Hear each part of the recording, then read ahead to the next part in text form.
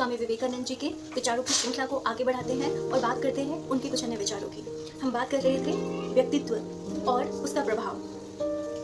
स्वामी विवेकानंद जी कहते हैं कि जो हमारा व्यक्तित्व होता है वही समाज पर हमारे प्रभाव को भी बढ़ावा देता है, या फिर हम यूँ कहें कि किसी व्यक्ति का समाज पर कितना अधिक प्रभाव स्थापित होगा।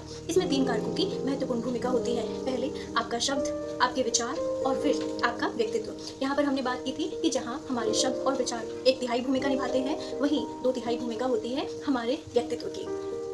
स्वामी विवेकानंद जी आगे बात करते हुए कहते हैं कि कई बार ऐसा होता है कि कोई व्यक्ति बहुत अच्छा भी नहीं बोलता है और बहुत ही उटपटांग शब्दों का प्रयोग करता है, उसके बावजूद भी हमें उसका जो व्यक्तित्व है बहुत ही आकर्षक लगता है। वहीं कुछ व्यक्ति बहुत सोच समझकर अपनी बातें निकालते हैं और बहुत ही अच्छे उनके विचार होते हैं, उसके बावजूद भी वो हमें अधिक प्रभावित नहीं कर पाते।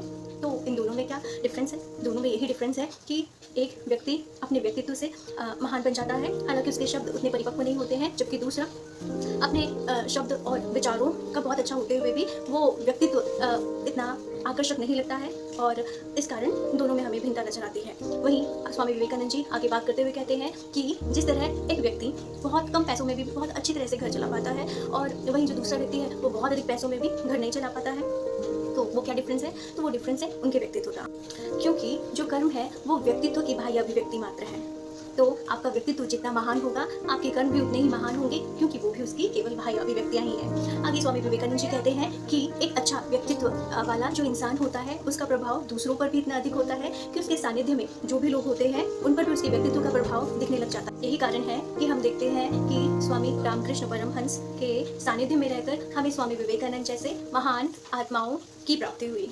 और इसी तरह आगे स्वामी विवेकानंद जी ब्रह्मांड की संरचना के विषय में बात करते हुए कहते हैं कि जो ये ब्रह्मांड है ये स्थूल घनत्व है, और जैसे ही ये स्थूल घनत्व ऊंचा चढ़ता जाता है तो ये सूक्ष्म घनत्व में परिणत हो जाता है, और फिर इस सूक्ष्म घनत्व के आगे हम उस परमात्मा को पाते हैं। तो ये सभी चीज़ें जो हम बाह्य अभिव्यक्ति के रूप में देखते हैं वो सभी स्थूल घनत्व मात्र हैं और भौतिकतावादी हैं, है ना। जब हम उनके अंदर गहराई में जाएंगे तो हमें फिर वो सूक्ष्म अभिव्यक्तियाँ उनकी दिखने लग जाएंगी, और ये सूक्ष्म अभिव्यक्तियाँ अंत में हमें उस परमात्मा की ओर ले जाएंगी। एक उदाहरण देते हुए वो कहते हैं कि कोई बॉडी बिल्डर है ना, तो उसकी जो बॉडी है वो क्या है?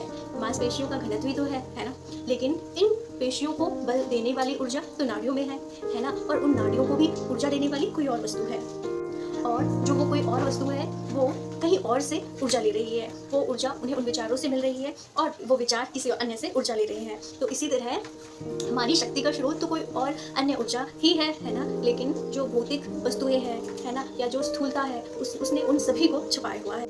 तो स्थूल में होने वाली गति तो दिखाई देती है, लेकिन सूक्ष्म ऊर्जा का हमारे पास कोई सबूत ही नहीं, क्योंकि वो हमें दिखाई नहीं देता है। तो आगे स्वामी विवेकानंद जी इसी बात का विस्तार करते हुए कहते हैं कि जिस तरह पानी में जो बुलबुला होता है वो हमें दिखाई नहीं देता तब तक जब तक कि वो सतह पर आकर फूट नहीं जाता, उसी तरह जो हमारे विचार हैं वो कार्य में परिणत होने पर ही दिखाई देते हैं। आगे स्वामी विवेकानंद जी मन पर नियंत्रण रखने संबंधी बात करते हुए कहते हैं कि जो व्यक्ति मूल में ही अपने कर्मों और विचारों पर नियंत्रण रखना सीख जाता है वो धीरे धीरे अपने मन पर भी नियंत्रण कर लेता है, और न केवल अपने मन पर बल्कि वो विश्व के सभी मनों पर नियंत्रण करने की शक्ति हासिल कर लेता है। आगे वो इसके विषय में बताते हैं कि ये कुछ ऐसा ही है जिसे एक ढेले का ज्ञान हो गया। ढेला अर्थात मिट्टी का एक छोटा सा टुकड़ा, जो स्वयं की मिट्टी का ज्ञान रखता है उसे धीरे धीरे प्रत्येक मिट्टी का जो दुनिया भर में है उसका रहस्य ज्ञात हो जाता है, और वो दुनिया की समस्त मिट्टियों पर नियंत्रण रखने के काबिल हो जाता है। मिट्टी अर्थात यहाँ पर मन है, अर्थात जो अपने मन पर नियंत्रण रखता है वो धीरे धीरे विश्व के सभी मन पर नियंत्रण रखने की जो काबिलियत है वो हासिल कर लेता है। और ये कैसे होता है? तो ये होता है अपने मन के सूक्ष्म हलचलों पर नियंत्रण रखने से।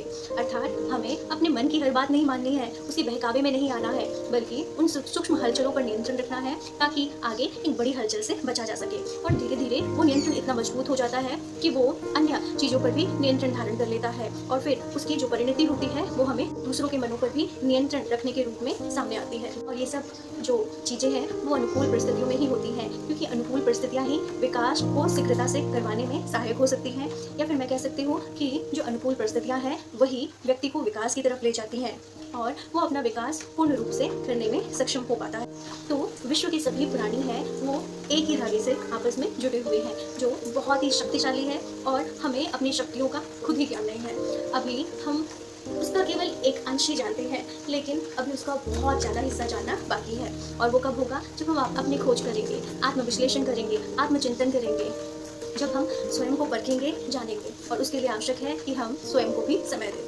जीवन की जो भौतिकतावादी परिस्थितियां हैं उससे इतर स्वयं के लिए समय निकालें और अपने आप को समझने की कोशिश करें, क्योंकि जिस दिन आप अपने आप को समझने में कामयाब होंगे तो आप विश्व में जितने भी लोग हैं उन सभी को भी समझने में कामयाबी हासिल कर लेंगे, क्योंकि हम उसी एक ढेले के समान हैं और हम अगर उस ढेले का ज्ञान कर लेंगे तो हमें विश्व की समस्त मिट्टियों का ज्ञान हो जाएगा। तो ये वो बातें थी जो स्वामी विवेकानंद जी के विचारों पर आधारित थी, और इस सिलसिले को हम कायम रखेंगे और अन्य वीडियो में बात करेंगे स्वामी विवेकानंद जी के अन्य विचारों की। तब तक के लिए थैंक यू।